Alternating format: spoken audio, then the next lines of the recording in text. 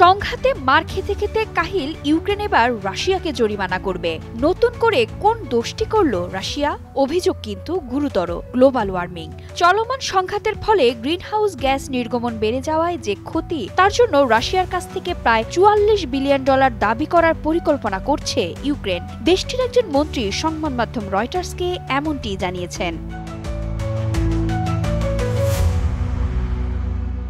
এই প্রথম কোন দেশ গ্রিনহাউস গ্যাস নির্গমন বাড়িয়ে দেওয়ায় ক্ষতিপূরণ দাবি করতে চলছে। ইউক্রেনের সুনির্দিষ্ট অভিযোগের মধ্যে রয়েছে যুদ্ধে ব্যবহৃত জীবাশ্ম জ্বালানি, সিমেন্ট ও ধাতু থেকে দূষণ। আগুনে পুড়ে গাছ ধ্বংস হওয়াও অভিযোগের পেছনে বড় ইস্যু। ইউক্রেনের অর্থনীতি, পরিবেশ এবং কৃষি বিষয়ক উপমন্ত্রী পাভলো কার্তাসভ বলেছেন, দেশটির পানি, ভূমি ও বনের অনেক ক্ষতি হয়েছে। ডাচ কার্বন অ্যাকাউন্টিং বিশেষজ্ঞ লেনার্ড ডি ক্লার্ক অনুমান করেছেন, 2022 সালের ফেব্রুয়ারিতে সংঘাত শুরুর পর থেকে প্রায় 237 মিলিয়ন টন অতিরিক্ত কার্বন ডাই অক্সাইডের সমান গ্রিনহাউস গ্যাস পৃথিবীতে ছড়িয়েছে। পরিমাণটি আয়ারল্যান্ড, বেলজিয়াম এবং অস্ট্রিয়ার 1 বছরের নির্গমনের প্রায় সমান।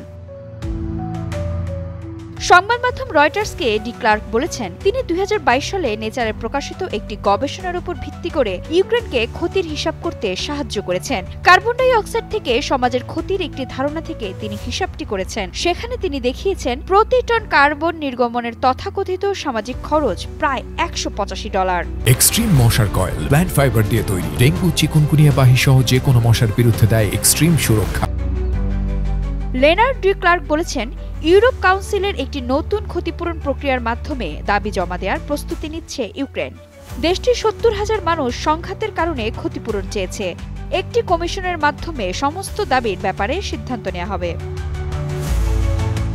রাশিয়ার কাছে চাইলেই কি ক্ষতিপূরণ পাওয়া যাবে? আপনি আমি সবাই জানি বিষয়টি এত সহজ নয়। বিষয়টি সমাধানেও বুদ্ধি দিয়েছেন ডি ক্লার্ক। তার পরামর্শ হলো, কোটি কোটি ডলারের জব্দ করা রাশিয়ান সম্পদ ব্যবহার করে সবার সব দাবি পূরণ করা যেতে পারে।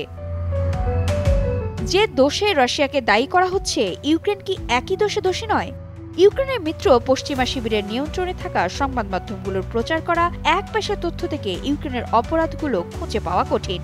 তবুও রাশিয়া ইউক্রেন সংঘাতের সময় জুড়ে ইউরোপ যুক্তরাষ্ট্রে ভ্লাদিমির জেলেনস্কি যে অস্ত্র ভিক্ষা করে বেরিয়েছেন, সেগুলোর ব্যবহারও তো গ্লোবাল ওয়ার্মিং এ ভূমিকা রেখেছে। তো ইউক্রেনের জরিমানাও কি ইউরোপ যুক্তরাষ্ট্র দিয়ে দিবে?